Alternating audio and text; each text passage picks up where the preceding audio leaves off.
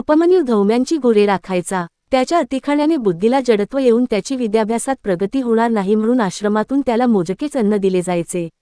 मग तो भूक भागविण्यासाठी भिक्षा मागायचा. ही गोष्ट धौम्यांना कळताच त्यांनी ती भिक्षा आश्रमात आणून देण्यास सांगितले.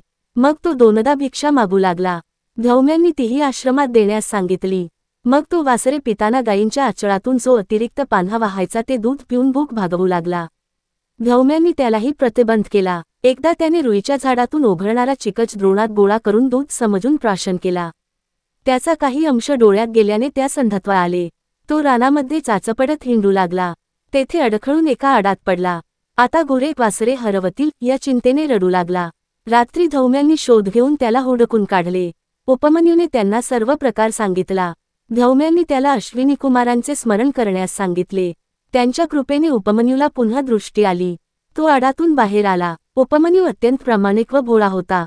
त्याने भूक भागविण्यासाठी अन्य पर्याय शोधले पण गुरु आज्ञेचे कधीही उल्लंघन केले नाही. त्यामुळे प्रसन्न झालेल्या धौम्यांनी त्यालाही ज्ञानसंपन्न केले. या उपमन्यूची खूप कीर्ती झाली. श्रीगुरु म्हणाले, हे ब्राह्मणा, विनम्र भाव आणि पराकोटीची श्रद्धा असणाऱ्यांना गुरुकृपेची लवकर प्रचिती येते. पण तुझ्यासारख्या अधमाला शेवटी नरकच प्राप्त होणार.